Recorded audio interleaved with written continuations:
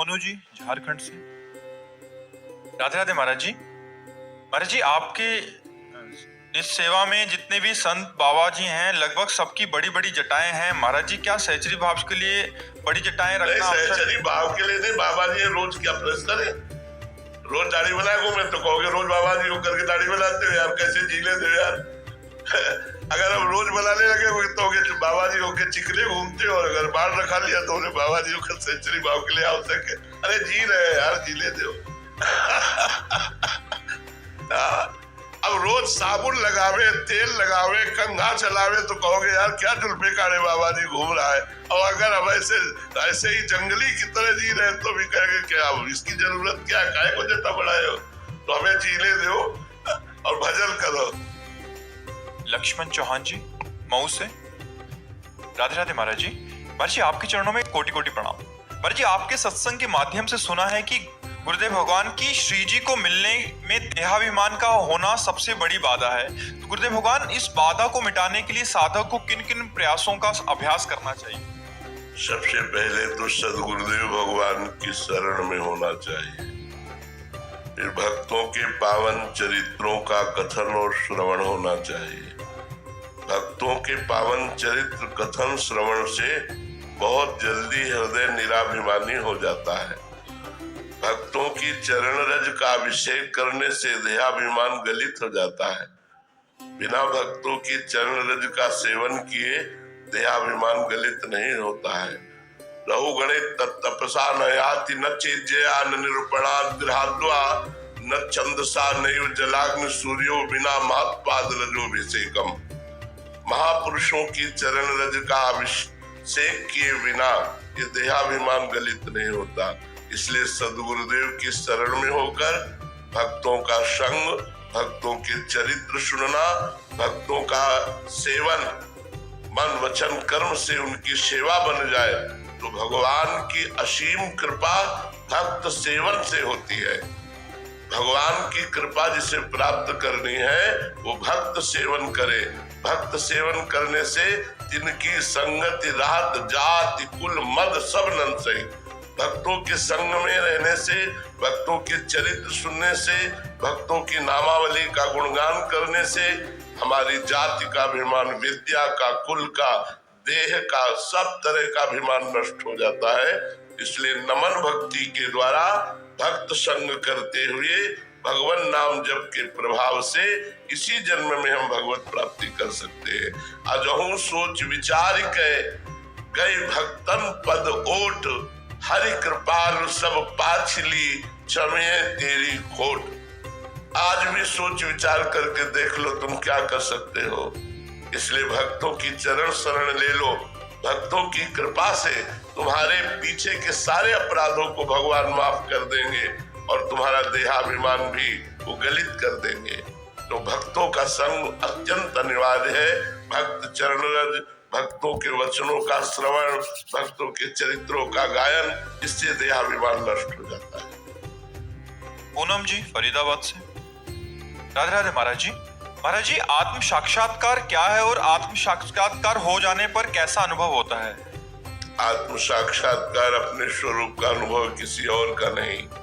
जो मैं है उसी का अनुभव है। अभी मैं देह भाव में लग गया है, मैं अंतःकरण में आरोपित हो गया है।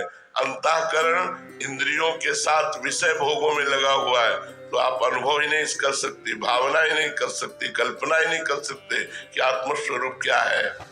मेरा ही स्वरूप है, पर मैं कभी अनुभव नहीं कर सकता जब तक विषयों का त्याग नहीं होगा, देहाभिमान का त्याग नहीं होगा। स्थूल शरीर, सूक्ष्म शरीर, कारण शरीर, तीनों शरीरों से अपने को अलग नहीं देखेगा, तब तक आत्मस्वरूप का अनुभव नहीं हो सकता। और जहां आत्मस्वरूप का अनुभव हुआ वो जीवन मुक्त हो गया, परम शांत। ब्रह्मभूता प्रसन्नात्मा न सोचति न कांक्षति, समाः सर्वेषु भूतेषु मद्भक्तिं लभते पराम। वो आत्मस्वरूप का बोध प्राप्त हुए ब्रह्मभूत महापुरुष अखंड प्रसन्नता को प्राप्त होता है। ना कोई शोक होती है, न कोई चिंता, न कोई चाह। कैसा अंतःकरण होता है आत्मबोध संपन्न महापुरुष का, न कोई चाह, न कोई चिंता, न कोई शोक, न कोई भय। आनंद, उसे अखंडानंद कहते हैं, आत्मानंद कहते हैं, विज्ञानानंद कहते हैं। उस आनंद को प्राप्त होने के बाद जन्म मरण से वो मुक्त हो जाता है, उसे आत्मानंद कहते हैं। वो अनुभव तभी होता है जब लोक और परलोक के समस्त भोगों से वैराग्य, स्थूल सूक्ष्म कारण तीनों शरीरों के राग का त्याग और निरंतर अपने स्वरूप में रमण। तब अभी तो स्वरूप का ही परिचय नहीं, अभी तो स्वरूप जो शीशा में देखते हो उसे ही मानते हो, पंच भौतिक देह को कैसे आत्म स्वरूप को जानोगे? जब गुरु चरणों का आश्रय लेकर विवेक जागृत होता है, विवेक के द्वारा लोक परलोक के समस्त भोगों से वैराग्य होता है, इंद्रियों का दमन, मन का निग्रह और पूर्ण तितिक्षावान, पूर्ण श्रद्धावान चित्त का परमात्मा में निरंतर स्थित रखना और मैं इसी जन्म में मुक्त हो जाऊं, ऐसी मुमुक्षुता जागरण होना, तब आत्म स्वरूप का बोध होता है। अलका जी,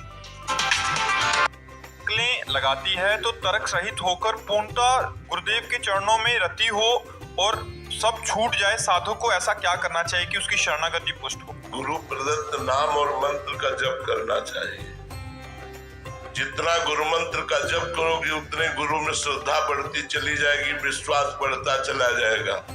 जो गुरु मंत्र नहीं जप करते, मनमानी आचरण करते हैं, उनकी श्रद्धा में दम नहीं होती, वो गुरु में दोष दर्शन कर ही बैठते हैं। खुला हृदय में जो माया का प्रभाव है वो अपना प्रभाव दिखाता रहता है, बंद हृदय में माया का प्रभाव जल्दी प्रभावित नहीं कर पाता। बंद हृदय का द्वार वही है जो भगवान के ध्यान और नाम में, नाम जब चल रहा है, गुरु मंत्र चल रहा है तो मानो पहरेदार खड़ा है, और भगवान का ध्यान है तो मानो दरवाजा बंद है। नाम पहारू दिवस निश, ध्यान तुम्हार कपाट। अब यहाँ खुला हृदय है, माया अपना जो प्रभाव चाहती हो दिखाती, हम परेशान है, न पहरेदार है न दरवाजा बंद है। पहरेदार नाम पहारू दिवस नित्य, रात दिन भगवान का नाम पहरेदार, और ध्यान तुम्हार कपाट। प्रभु का ध्यान मतलब दरवाजा बंद, अब माया का प्रवेश बंद, माया का प्रभाव नहीं पड़ेगा। इसलिए हमारे मन में, हमारे चित्त में निरंतर चिंतन मनन भगवान के नाम का, गुरु मंत्र का हो तो गुरु में निर्दोष ब्रह्म स्थिति आ जाए कि गुरु साक्षात पर ब्रह्म, हमारे गुरुदेव साक्षात पर ब्रह्म है, ऐसा अनुभव हो जाए। पारस जी कानपुर से, राधे राधे महाराज जी। महाराज जी, क्या तत्व ज्ञान का बोध होने से माया गिरा सकती है? फिर माया है ही नहीं, फिर तो क्या? जब तत्व बोध हो गया तो माया है ही नहीं। तत्व बोध ना होने के कारण माया है। माया का मतलब क्या होता है? भ्रम। जब हम जान गए दूर पड़ी हुई वो रस्सी है, सांप नहीं है, और हमने प्रकाश में देख लिया कि वो रस्सी तो बह रहेगा क्या? जब तक अंधेरा है, प्रकाश नहीं है, तो हमें रस्सी में सांप भास रहा है, ऐसे ब्रह्म में माया भास रही है। जब ब्रह्म बोध हो गया तो माया है ही नहीं। माया का नाम क्या है? माने नहीं, अमाने जो है ही नहीं, जिसकी सत्ता ही नहीं। ना सतो विद्यते भाव, ना भाव विद्यते सत्ता, फिर माया कैसे प्रवृत्त कर सकती है? जब हम जान गए कि वो रस्सी है तो अब मुझे उस सर्प से भयभीत कैसे कर सकता है सर्प बंद करके? वो तो जब तक हमें जानकारी नहीं है तब तक रस्सी में सर्प का भ्रम हो गया, ऐसे ब्रह्म में माया का भ्रम हो गया। जब ब्रह्म बोध हो गया तो माया फिर कैसी माया? विशाल जी, महाराज जी, क्या त्राटक क्रिया के अभ्यास से संसार के सभी भोगों से वैराग्य हो सकता है, या क्या इसके लिए कुंडलिनी जागृत? इन सब टुटमुंजिया साधनों से भोगों से वैराग्य नहीं होता। बिना भजन के बारी बथे ग्रत होए वर सिकता ते बर तेल, और बिनु हरि भजन न भव तरिया सिद्धांत अपेल। विनिश्चितम बदामि ते अन्यथा वचांत में, हरिम भजन्ति ये नरा। बहुत सागर, बिना भजन के तुम्हारी क्या बात है? बड़े बड़े योगियों की क्या बात है? सनक सनंदन सनातन सनत कुमार चारों ब्रह्म ऋषि, हरि शरणम हरि शरणम हरि शरणम। बिना हरि भजन के इस भव सागर से कोई नहीं तर सकता। चाहे अन्य साधनों का संपुट ले लो, पर आपके मुख्य साधन होना चाहिए हरि भजन। अगर भजन नहीं है तो सब बेकार है। बिना भजन किए भगवान नहीं मिलते। भजन करो, राम कृष्ण हरि नाम कीर्तन करो, नाम जप करो। नाम कीर्तन नाम जप के प्रभाव से सदैव तुकाराम जी के लिए विमान आया और विमान में बैठ के गए। नाम जप के प्रभाव से सदैव अटल पदवी पर आज भी ध्रुव विराजमान है। ध्रुव संगलानि जप्यो हरि नाम पायो अचल अनुपम ठाओ। नाम जप के बिना कुछ नहीं। हमारी श्रद्धा, हमारा विश्वास, हमारा शास्त्र स्वाध्याय, संत समागम का जो अनुभव है, बिना भजन के शून्य शून्य शून्य। और भजन है एक अंक रख दो, फिर शून्य शून्य तो 10 गुना बढ़ता चला जाता है। और जी केवल साधन अगर है ये वाले जो गुरुजनों के द्वारा निर्मित हैं, तो फिर ये जीरो ही है अगर नाम जप नहीं। हम जो बात कह रहे हैं स्पष्ट खुली कह रहे हैं, हरि शरणम हरि शरणम हरि शरणम, यही है जो बचा सकते हैं। सीम की चाप सके गोतासु बड़ रखवार। विश्वामित्र जी ने ताल ठोक कर तपोबल से प्राप्त करने की कोशिश की। एक अप्सरा को छोड़ दिया मेनका, तो शकुंतला पैदा हुई और भगवान की शरण में फिर हुई। बिना भगवान की शरणागति के भजन के इस माया से कोई तर नहीं सकता। ये बिल्कुल चैलेंज है। भगवान गीता जी में कहते हैं, दैवी है सा गुणमयी मम माया दुरतया मामेव ये प्रपद्यन्ते माया में ताम तरन्ति। मेरी शरण में आ जाओ, मैं तुम्हें माया से मुक्त कर दूंगा। और अगर उनकी शरण में नहीं तो एक घटना तुम्हें विक्षिप्त कर देगी। ये माया है। शिव विरंचिका मोह है, वो है बपुरान असजिय जानी भजी मायापति भगवान। ज्ञानी नाम चेतांसी देवी भगवती हिसा बलादा कृष्ण मोहाय महामाया प्रच्छति। हम केवल प्रवचन नहीं कर रहे, ए भैया पूरी जिंदगी भुने हुए बोल रहे हैं और आज भी डरते हैं, ताल नहीं ठोक रहे। किससे? भगवान की प्रचंड माया से आज भी डरते और बचपन से लगे हुए हैं। भगवान की कृपा से जैसे उन्होंने चलाया, बहुत सुंदर चलाया, बड़ी कृपा की। आज भी डर रहे हो, मरते तब तक डरते रहेंगे और डरते डरते ही निर्भय हो जाएंगे। और जो निर्भय होकर ताल ठोक दिया, अगर मुंह भरा न गिर जाए तो हमसे बात कर लेना। अगर कोई ताल ठोक दे माया को, मुंह भरा न गिर जाए तो हमें बताना। आज तक जितने गए सर झुका के गए, सर उठा के जाने की कोशिश नहीं। या सर झुका के तृणादप स्तुति चेन तरोरी सहिष्णुना अमानिना मान देन कीर्तनिया सदा हरि। और जी सर उठा के क्या तात्पर्य? अभिमान। बड़े बड़ों को धूल चटा दी माया ने, औरों की बात जाने। इसलिए बहुत सावधानी। नाम जप करो, त्राटक क्रिया आदि सहायक है। जैसे हम नाम जप कर रहे हैं, हमारा मन चंचल हो रहा है, हमने त्राटक क्रिया की, अब हमारे मन को सहयोग मिल गया, अब एकाग्रता हमारी पुष्ट हो रही नाम जप में। लेकिन नाम जप ही नहीं, केवल त्राटक किया है तो उससे बात नहीं बनी। जैसे हम पद्मासन में बैठे हैं, वो मंत्र जप कर रहे तो हमारा सहयोगी हुआ पद्मासन। अगर मंत्र जप नहीं कर रहे तो केवल पद्मासन में बैठने से भगवत प्राप्ति थोड़ी हो जाती है, इससे थोड़ी हो जाती है। अंदर का चिंतन कहाँ है? अनन्य चिंतयन्तो माम।